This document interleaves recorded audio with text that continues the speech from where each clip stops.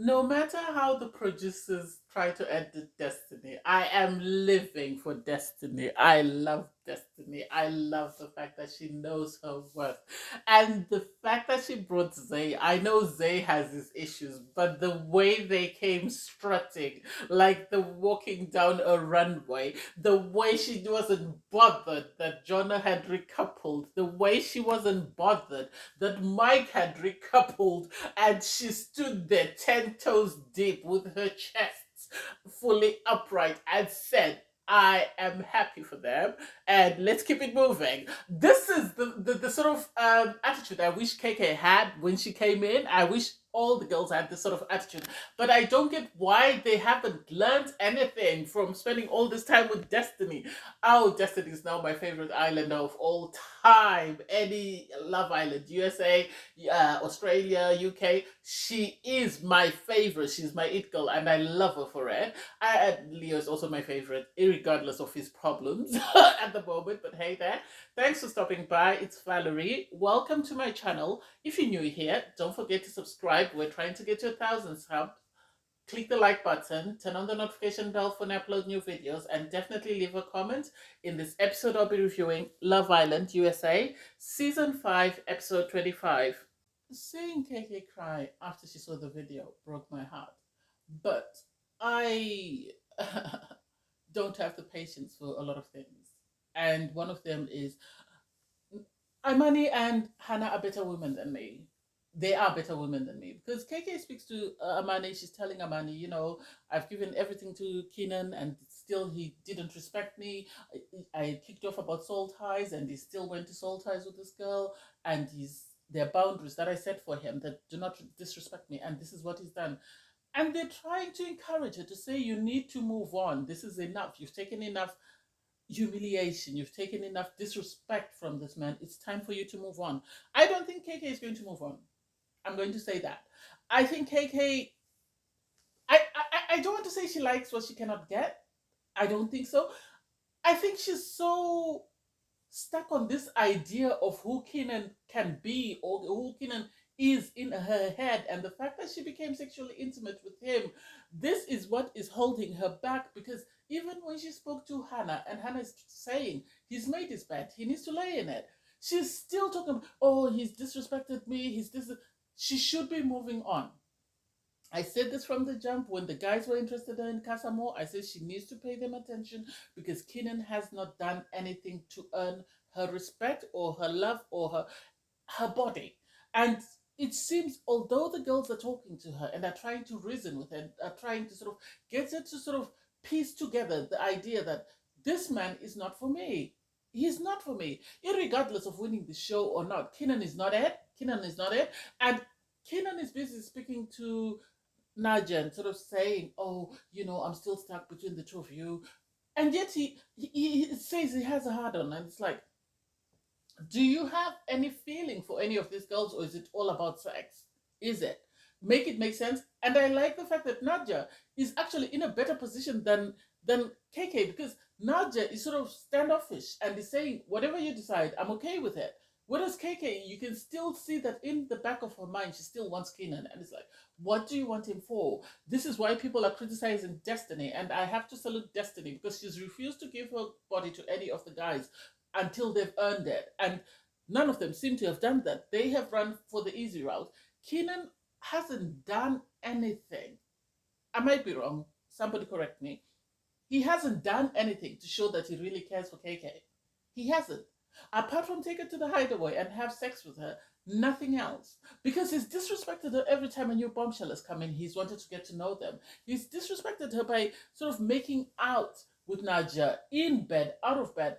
That it doesn't make sense. I don't get, oh my God, I'm getting so frustrated. I don't get why KK keeps giving him the attention. She's a beautiful, intelligent, articulate, educated, beautiful, I don't know what I've even said, young lady. She doesn't need this man, and she doesn't need the stress that comes with him, because if he is this bad on TV being recorded, just imagine what he'll be like in the real world.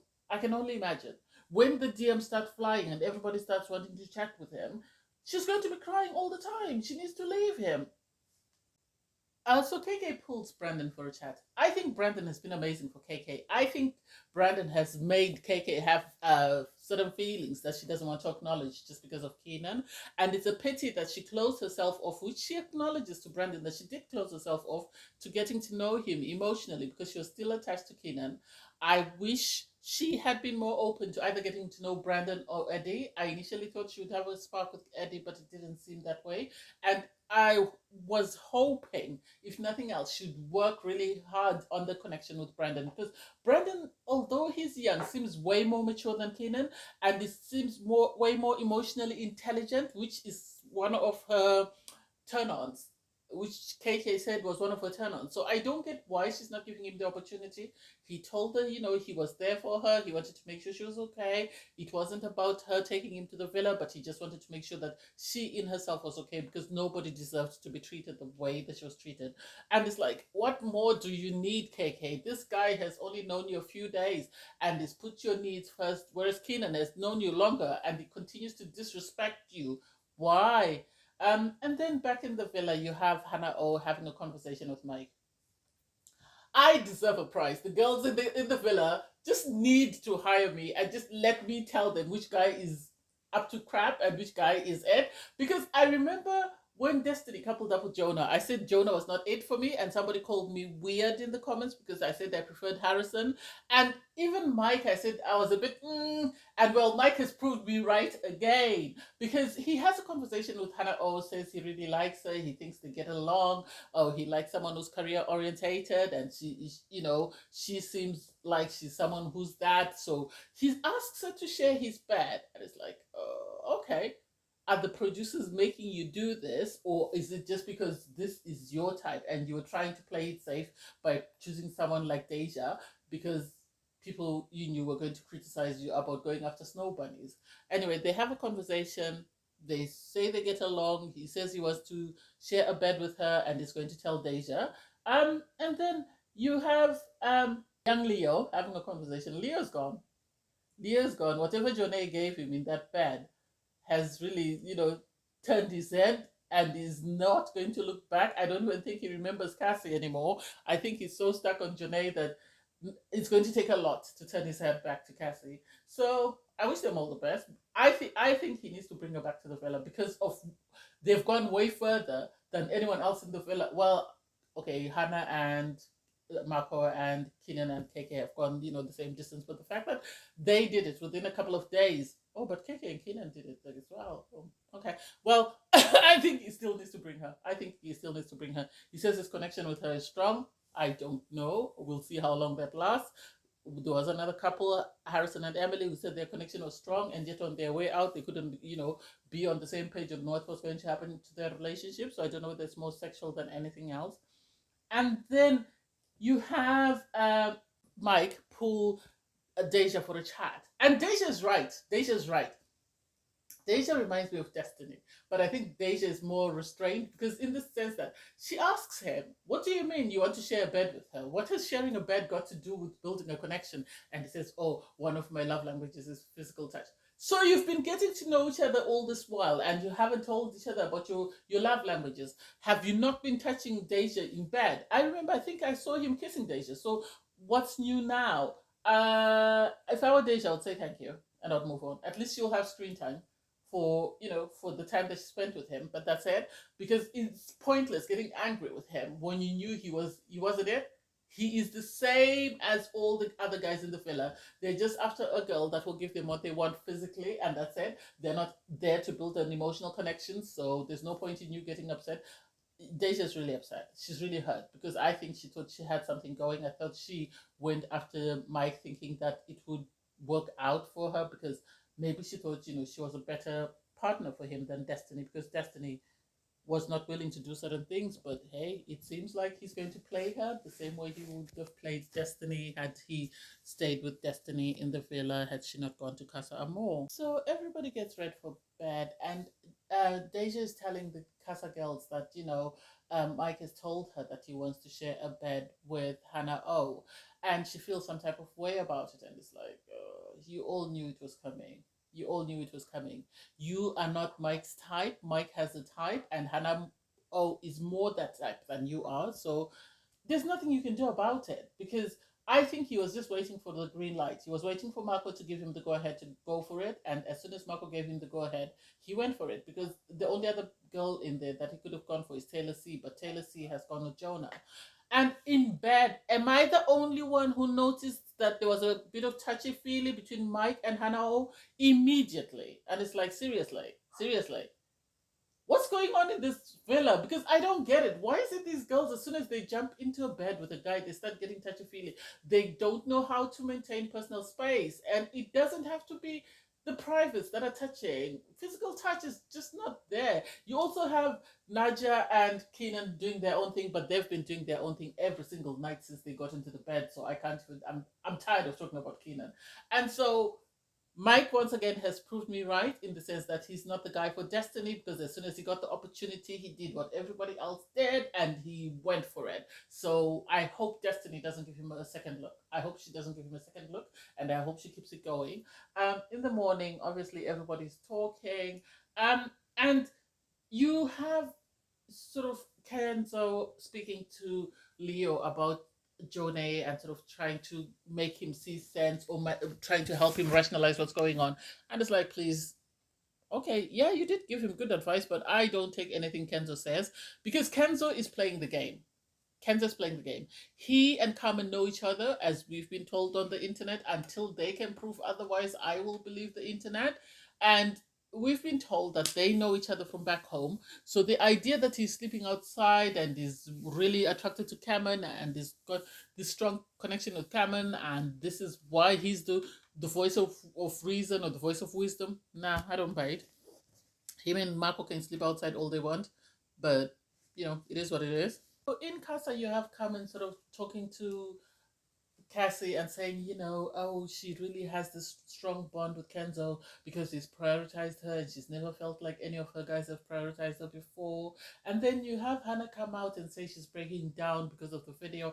And it's like, it's the audacity for me, for the way they spoke about Cassie and said Cassie was shallow, and then Cassie be the one who's trying to pacify them and sort of make them see reason. Doesn't make sense to me. I want to know how she'll feel on movie night when she hears the bad things Hannah and Carmen were saying behind her back. And Carmen is nobody's best friend. I don't know why Hannah even bothers entertaining Carmen, because Carmen will say negative things about anyone and everyone in the villa as long as they're not there, and then she'll smile to their face and be their best friend. So I really can't stand her for that. And then Destiny is there trying to help sort of pacify Hannah. I don't know what the producers have against Destiny, because she's there. She must have said something. She was also trying to comfort Hannah, but we don't see anything. And it's sort of edited in a way by they're trying to switch Destiny out. And when they do show Destiny, they're showing Destiny's back. And it's like, why do you like portraying her in a negative light? What is it? Is it the fact that she refuses to let you people get ratings from her using her body to entertain these boys? Is that the reason why? I don't get why they have so much beef with Destiny, why they're always trying to portray her in a negative light, why they won't present her as is, given the fact that they've already got a lawsuit pending about Serenity. You'd think they would be nicer to a black woman, given the allegations that have been made against them. But anyway, that's just me. And then the islanders receive a text message. So Leo and Cassie receive text messages to say it will be a recoupling, and you can see the anxiety. I don't know what Keenan is talking about. I don't know what Keenan is talking about. The fact that he says he's confused, blah. Keenan has done everything and anything with Naja. The least she deserves is to be brought back to the villa. Whether he breaks up with her or not, that's the least she deserves. He's had her body. He's done every single thing he's wanted with her without even taking her to the hideaway. So it's the audacity for me for him to say, oh, she's my paper on type physically. But KK, I'm also emotionally attached to her. And it's like, if you were emotionally attached to KK, you wouldn't keep taking Naja to soul ties, knowing how KK feels about that. If you were emotionally attached to KK, you wouldn't be playing touchy touchy in bed every single night, would you? So please, you need to stop. You really need to stop. And I can't wait for the recoupling.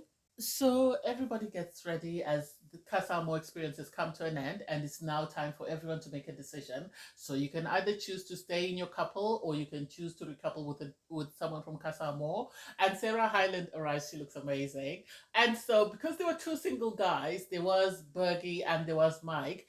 They are the first people to make a decision. And so, the first person up, I think they had to go with Mike because Bergie gets very nervous. You could see he looked like he was about to throw up. And they focus in. They put Hannah O and uh, Deja next to one another, and it's like, why would you do that? Why would you do that? Am I surprised that Mike chose Hannah O? No. Hannah O was always going to stay in the villa. If she was not able to create a connection with somebody else, the producers would have saddled her with Bergie. And it's a good thing she created a connection with Mike. They were busy in bed the night before, so hey, he's asked, what is it you like about Hannah O? And he said, well, I explored a couple of connections and it seemed we have a lot of things in common and we get along very well and we have great chemistry. And it's like, nah, just tell everybody that she held little Mike last night and that was enough to convince you. That was it. Nothing else. The fact that she played with little Mike last night is the reason why you've chosen to recouple with her. So next up is Jonah. I don't know why they're keeping Bergie in suspense. Jonah then decides, he's had this strong bond with Taylor C from the moment she walked in, so he's going to recouple with her. And it's like, Jonah is now his normal self. He stopped pandering. With Destiny and with Amani, he was pandering. He was trying to be akin. He was trying to be familiar. And now he's his normal self. He stopped wearing the baggy pants. He stopped using the slang and all the swagger has gone. He's back to his normal Jonah self. So, hey, kudos to him. And then my girl, oh my God, I live for Destiny. I live for Destiny. Destiny, oh my God. So then, Sarah says, let's see who Destiny comes in with. If she's single, then she remains single because Jonah's recoupled. And Destiny walks in would say, oh, Destiny knows how to pick them. The most handsome of them all, she's in the villa, she's had them. And this is why all the girls are going after her guys, because every guy that she's picked has been, oh, well, to some extent, Jonah I don't think is the best looking out of the bunch, but I think they're okay looking. Marco is okay. Harrison was handsome. Mike is handsome. And Zay is handsome. So you can even see the Casa girls stand at attention because the queen has walked in, because they have to give credit where credit is due. Destiny knows how to pull the most handsome of the guys in the villa. And they can't knock it. And they're so impressed. I'm surprised they didn't stand up and cheer. Even the guys, Jonah and Mike, looked at each other and were like, damn. And Keenan is just here to be friends with whoever is with Destiny. He was friends with Harrison. Now he's friends with Zay because he was the first one to greet Zay as soon as Destiny and Zay sat down. And for Destiny to say, oh, I had completely forgotten that I was coupled up with Jonah. It's like, let's go. One thing Destiny is going to do is she's going to give a one-liner and it's going to knock the wind out of you, because you could tell Jonah wasn't expecting it and he sort of gagged and was like, what the hell? But hey, it is what it is. Next up is Amani. I don't get how these girls can spend all this time with Destiny and not learn from the master. Not learn from the master, because she came back with Kyle, which was to be expected. But the fact that once she got to stand in front of the guys, she took a step away from Kyle, and it's like, why? Why? Why would you do that? I would be standing closer to him. Aesthetically, you look amazing. He is intelligent. He's smart. He's compassionate. He's empathetic. I could go on. I don't get why she was, oh, how do you feel about Jonah recoupling? Oh, we did say that we're open. I think Amani should have done a Destiny and said, oh, I was just starting out with Jonah. So, I did expect him to recouple. And anyway, I am happy where I am. Because you could tell Mike felt some type of way with the way Amani responded when asked how she felt about Jonah recoupling. And it's like, why would you feel any type of way? Jonah was pandering to you. I said it before, Jonah was not it for Destiny and Jonah was not it for Amani. He's better off with Taylor S. Leave him there with Taylor C or Taylor S or whoever she is, because I don't think he is it for Destiny or Amani. I think they're way more intelligent than him. I think they're way more emotionally mature than him, regardless of what people think about Destiny. So I don't know why she didn't stand 10 feet down and say it with a full chest that this is my partner, this is my partner in crime, we match on a lot of things, and I am happy, and I'm happy for Jonah, and left it at that, and not made it seem like the door was still cracked open for Jonah. I didn't like that. Bergie, oh my God, Bergie was so anxious. He was so ecstatic. He could hardly wait. He could hardly wait to tell everyone that he was ready to recouple. And I think they make a cute couple. And to see everybody's excitement for Bergie was amazing. Even Sarah wanted to cry. I really hope they're in it for the right reasons, and I really hope that Taylor's in it because she really likes Bergie, and it's not just because she wants to be on TV. I wish them the best. I can see them going up to the finale, but we'll see how that goes. Next up is Kenzo and Carmen. Now that we have Jonah and Taylor, can we send Carmen and Kenzo home, please? Because I think Carmen gets on my nerves more than Jonah does. Do I buy Kenzo running to Carmen and giving her a hug and saying this is the best day of his life? He's never felt like this for anyone, blah, blah, blah, blah. No, not really. I'm sorry. I know I'm a hopeless romantic, but I hate being played. And as far as I'm concerned, Carmen and Kenzo are playing games with the viewers. And they're playing games because they know each other and they're pretending as though they don't, and they're pretending as though this is the first time they've met and this is the best thing since sliced bread, and I am not buying it. And for Carmen to have the audacity to call out the guys, I don't think she should have been the one to do it. The fact that she revealed that we received a video, and I knew Kenzo was not in it, so I knew he was going to be loyal, but some of the guys, I can't say the same about you. Obviously everyone was taken aback because none of the girls that were there had said anything about Amani or Destiny, had not said anything about the video. So the boys were taken back and they were surprised, and they didn't know how to process that. And it's like, Carmen, get off your high horse. You're the last person to call out anyone. You've been very shady in how you've moved in the villa, how you treated Victor, how you treated Hannah, how you treated KFC, how you treated Bergie. Please sit down. You're the last person to have the higher ground and want to call anybody else out. Please sit down. I'm really not here for it. Next up is Leo. Leo, am I surprised that he chose Jonay? No. Because Leo has only been shown pursuing Jonay or having a connection with Jonay. It's not like he's been moving from girl to girl, regardless of everyone saying he's a flirt. He's been with Jonay throughout the Casa experience. Yes, they were intimate, they had a home run, but at the end of the day, it's not like he was all over the place like Mike, who was sort of in between two girls. So he chooses to recouple with Jonay, and yeah, he made a mistake. I have to give him credit. I have a soft spot for Leo. I think Leo is amazing. Yeah. What did Cassie expect? Because he was with Cassie and then he went to Anna and then he went back to Cassie. He's always going to do him. So him recoupling, I am not surprised. But then I have to give Cassie credit because she brought Mateo and she had a strong connection with Mateo. The only difference is she was not physically intimate with Mateo the way Leo was.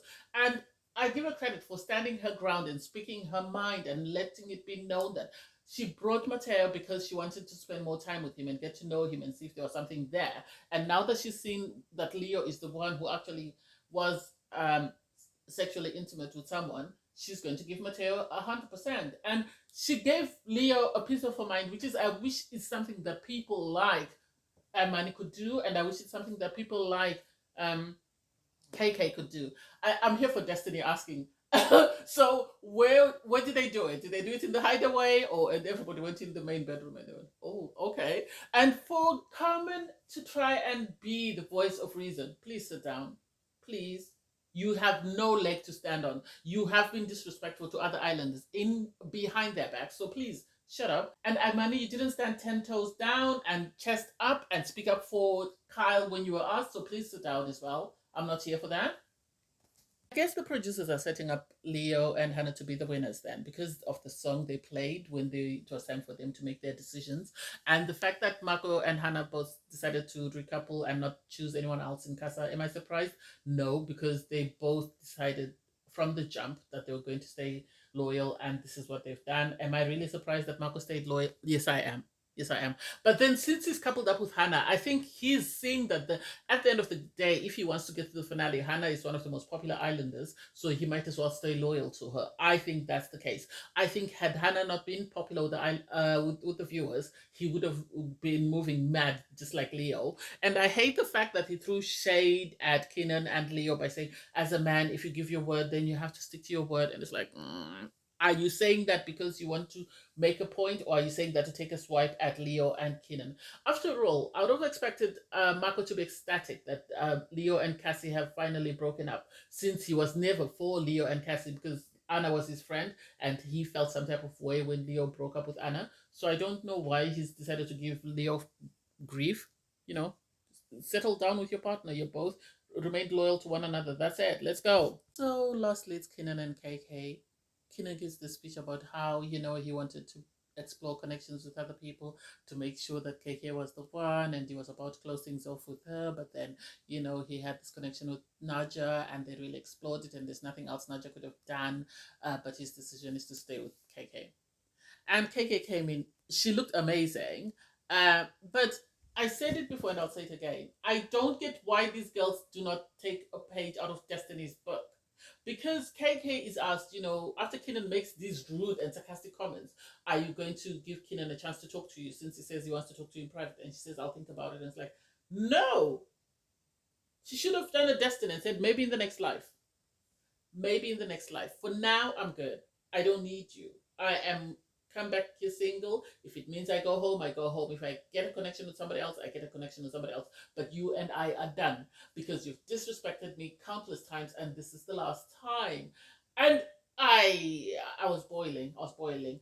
Yeah, some of the girls tried to sort of speak up on KK's behalf, but they should all learn from Destiny. You don't need to feed the monster. You just need to let your actions speak louder than your words at times. She should have come there looking as good as she did with a smile on her face, said what needed to be said, and then given a couple of one-liners and then kept it moving. I don't know why she didn't ask Destiny to write a script for her of how she would have reacted to this similar situation, because it didn't give what I wanted it to give. It didn't give. Yes, she did stand her ground, but I didn't need the choir to speak up for her.